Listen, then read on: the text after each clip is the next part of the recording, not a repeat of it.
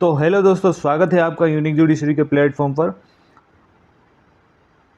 आज हम एक बहुत ही महत्वपूर्ण कानून को समझने जा रहे हैं जिसका नाम है आयुध अधिनियम 1959, द आर्म्स एक्ट 1959।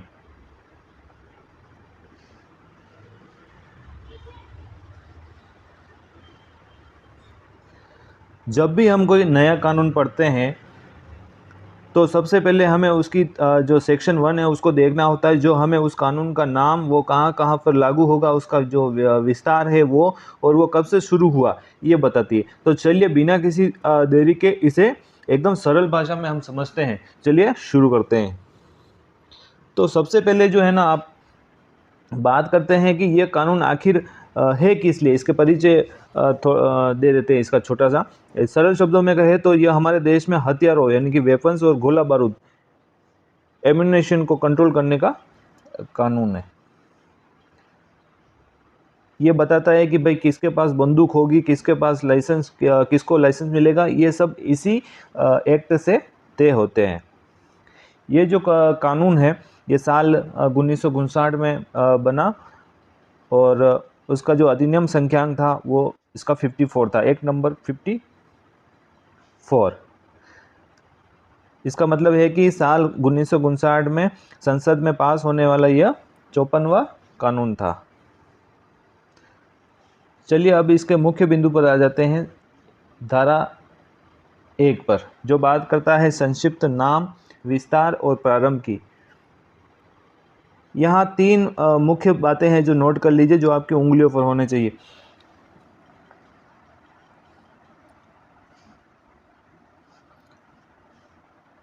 पहली जो है वो है कि ये इसका जो नाम है वो क्या है, वो है आयुध अधिनियम 1959। इसका विस्तार जो है वो संपूर्ण भारत पर लागू होगा।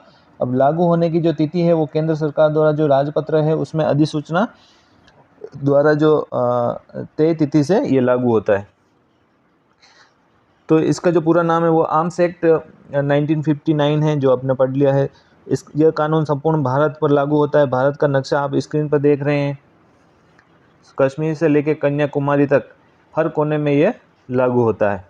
तीसरा, ये लागू होने की जो तिथि है, ये कानून कब से लागू होगा, तो ये केंद्र सरकार अपने राजपत्र यानी कि ऑफिशियल गेजेट में अधिसूचना या नोटिफिकेशन जारी करके तय करता है।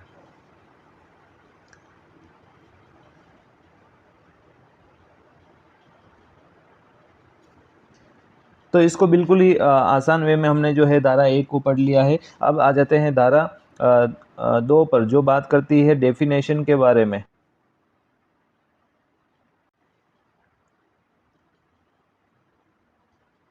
देखिए अब हम जो है परिभाषाओं का जो खंड है उसमें जो है 2 ऐसी परिभाषा को एक साथ पढ़ेंगे जो एक सिक्के के 2 पहलुओं की तरह है।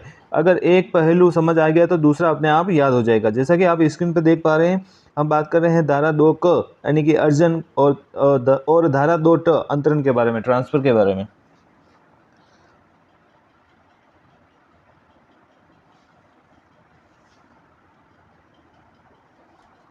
सबसे पहले आपको दिमाग से यह बात निकाल दीजिए कि कानून की नज़र में हथियार पाना या देना सिर्फ खरीदने और बेचने तक सीमित नहीं है। कानून बहुत ही चालाक है, वो हर चोर रास्ता जो है वो बंद कर सकता है।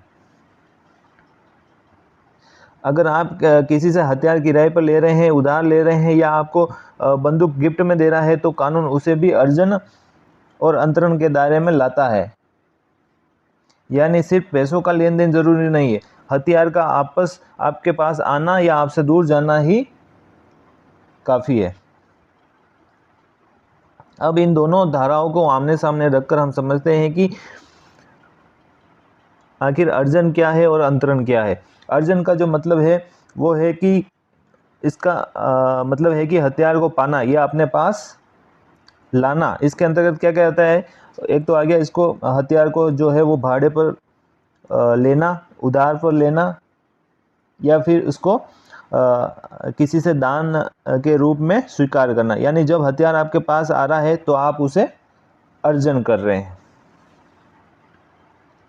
दूसरा जो इसकी डेफिनेशन है वो है धारा 2 टर्म में दी गई है, जो है अंतरण की बात करता है, ट्रांसफ़र की। यह ठीक इसका उल्टा है। यानी हथियार जो है वो आपके पास से जा रहा है, यानी हथियार को देना या अपने से दूर करना, इसके अंतर्गत आता है हथियार को भाड़े पर देना, उधार देना, या फिर उसका जो कब्जा है, पोजीशन है, वो देना। यानी जब हथियार आपके पास से किसी और के पास जा रहा है तो आप क्या कर रहे हैं, उसका अंतरण कर रहे हैं।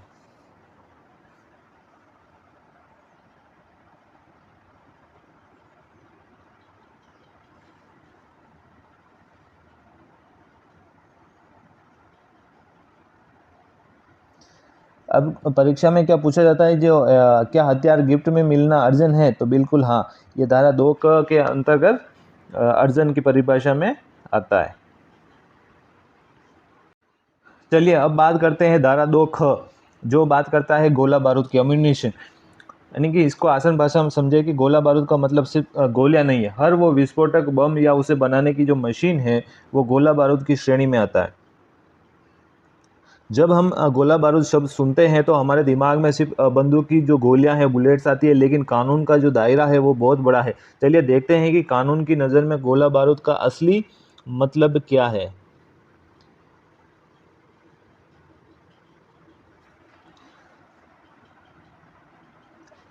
अब देखिए कि इसमें जो मुख्य बिंदु है, इसमें क्या क्या शामिल है।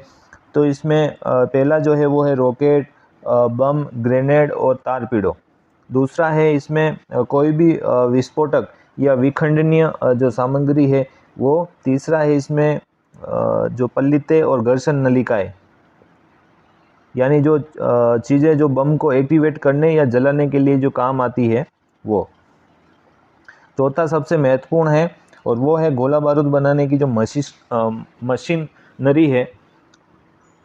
यानी कि अगर आपके पास बंदूक की गोली भी नहीं है, सिर्फ उसे बनाने की मशीन पकड़ी गई तो भी वह इस धारा के अंदर आ जाएगी।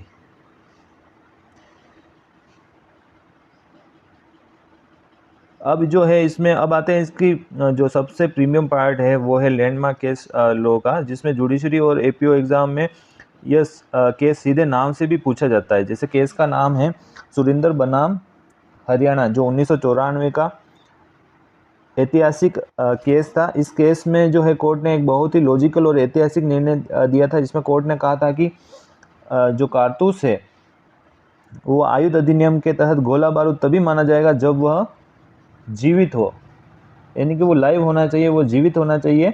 तो खाली कारतूस को जो है वो गोला बारूद की परिधि में नहीं माना गया है।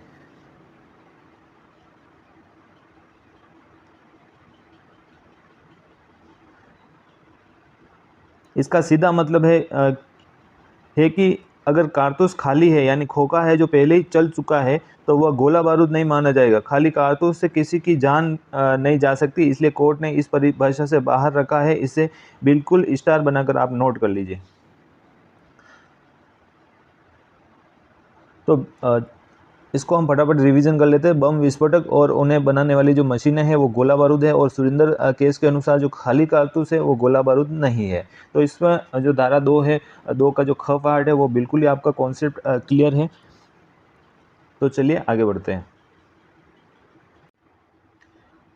अब हम जिस धारा की बात कर रहे हैं उसके नाम से ही पूरा एक्ट बना है। जी हाँ, अब हम पढ़ेंगे धारा 2 ग, यानी कि आयुध, जो आर्म्स की बात करता है। आम भाषा में हम इसे हथियार भी कहते हैं, लेकिन कानून की नज़र में हथियार क्या है और उसे किसे हथियार नहीं माना गया है, ये जानना बहुत ही दिलचस्प है। चलिए स्क्रीन पर देखिए और इसे बेहद सरल भाषा में हम समझते हैं। बिल्कुल ही आसान भाषा में इसको समझिए। हमले या बचाव के लिए बनाया गया कोई भी हथियार आयुध है, लेकिन खेती, घर के औजार या खिलौने इसके अंदर नहीं आते हैं, भले ही उनसे किसी को चोट लग सकती हो। क्यों नहीं माने जाते? क्योंकि उन्हें हमले के मकसद से नहीं बनाया गया है। अब इसमें क्या क्या शामिल है, इसका जो मुख्य बिंदु है आयुध में, आर्म्स में क्या क्या शामिल है। तो अब इस परिभाषा के तहत आने वाली मुख्य चीज़ों को नोट कर लीजिए। इसमें 3 चीज़ें शामिल है। पहला है अग्निआयुध, फायर आर्म्स, यानी कि बंदूक, पिस्तौल, रिवॉल्वर जैसे चीज़ें जो आग या बारूद से चलती है। दूसरा है तीक्ष्ण धार वाले शस्त्र, जो शार्प एज वेपन्स होते हैं, जैसे तलवार हो गया, कटार हो गया, या जो बड़े चाकू है। तीसरी जो चीज़ जो है इसमें, जो इन्हें बनाने वाली जो मशीनरी है, यानी अगर आप हथियार बनाने के लिए अगर कोई टूल या मशीनें भी रखते हैं तो वो भी इस परिभाषा के तहत आयुध माना जाएगा। अब इसके जो अपवाद है उसमें क्या क्या शामिल है।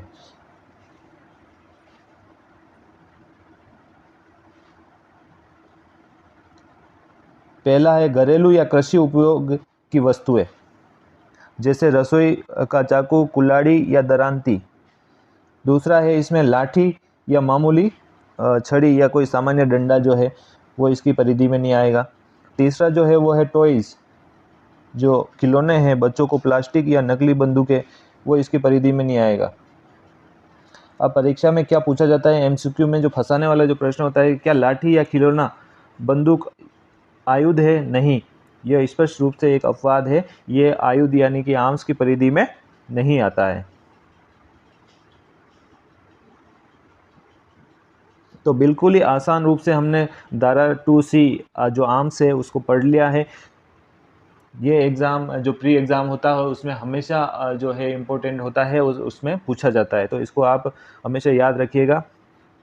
अब चलते हैं नेक्स्ट धारा पर।